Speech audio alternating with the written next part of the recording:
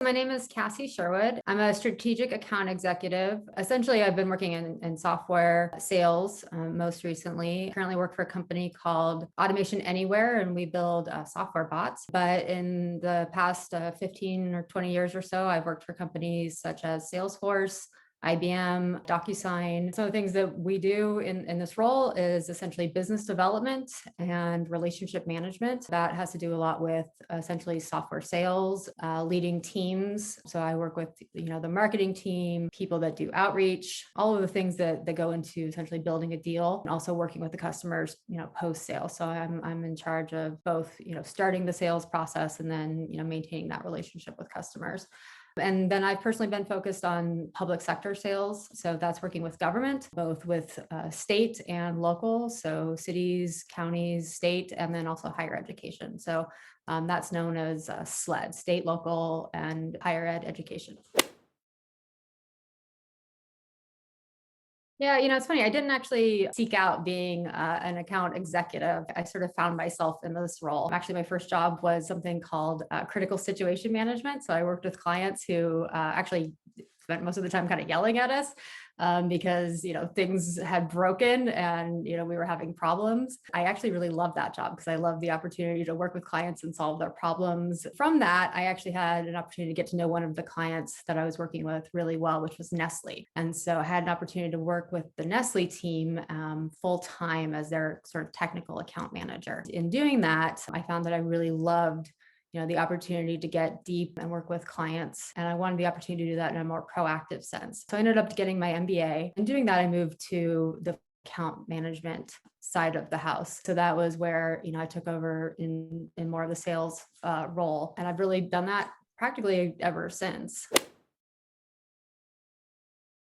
Yeah, it absolutely does. I frequently work with, the CIOs of organizations. Every agency, usually has a CIO, the chief information officer, or all of these groups want to work with people who understand technology. And the fact that I have a background in engineering is really important, and it's authentic to me in the way that I do sales. I was really fortunate to get a great internship at IBM, and I had a great mentor there who said, you have a lot of great ideas. I was finishing projects early, but she said, until you get comfortable sharing those ideas, people aren't going to know how smart and how great, you're doing here. You've got to work on that. And so she was really great about kind of shepherding me and helping me get comfortable. I actually signed up for a public speaking course in college so that, I would have to practice and learn the skills of public speaking. I knew I had to practice, and I knew that school was actually one of the best places to do that because that was the place to fail. It was better to fail in class than it was to fail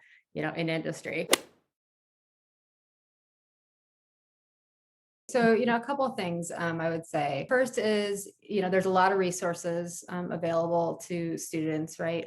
Great resources like career services, mentoring programs, a lot of the school clubs that you have, so take advantage of those. Those are great ways to network and meet a lot of great people and learn about, roles that are maybe outside of what are traditional, engineering roles. Reaching out to people for informational interviews is a great way to learn about, all sorts of different things and to broaden your network. But find someone that you feel comfortable with, that is like you, whatever like you means. Try to build a relationship with those people, and they can really help you expand that network. The other is find those classes, find those things where your soft skills, you feel like you need help. Practice those things at school. Work with professors, work with your teachers, work with their mentors to work on those skills.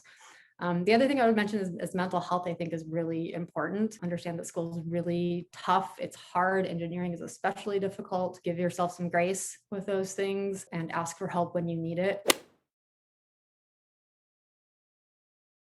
There's a lot of, companies, especially in, engineering, have a lot of great entry-level sales positions. They're frequently titled things like SDR or MDR or BDR. And these are frequently things like entry-level sales roles. And they're doing a lot of outward bound sales. So there are people that are just starting in the sales role, and they do a lot of really great sales training. For anybody who's interested in that type of role and getting started early on, again, if you have an engineering engineering degree, that's a great, degree to have to start in these areas. If you do, some career searches for, that type of role, you're going to find a lot of companies are seeking out people. I was really fortunate. I did find eventually a professor that really connected with me, shepherded me through, especially my last couple of years. He personally helped connect with me and help make sure that I had a good experience, while I was in school, really trying to make my education work for me. It became less about getting grades for me, and it became more about what am I getting out of these classes so that I can be successful in school. I wanted to practice. I wanted to get good at work, and I needed to do that through school. So I became, someone who wasn't shy about asking questions because I wanted to make sure that I understood the material. I became someone who wanted to do the presentations because I wanted to practice. I would really encourage, everybody to, as much as possible, try to have that mindset shift. Honestly, I think my grades probably got a little bit better after that too, because I was really engaging with the material in a different way, taking advantage of that mentality. I'm here to get an education, and I'm going to really take hold of that. Take the classes that are meaningful to you as much as possible, not just what you have to take. Look for things that you really feel like will enhance what you need in your skill set, in your toolbox. There's so much there. And, that really helped me personally. And I would encourage students to do the same.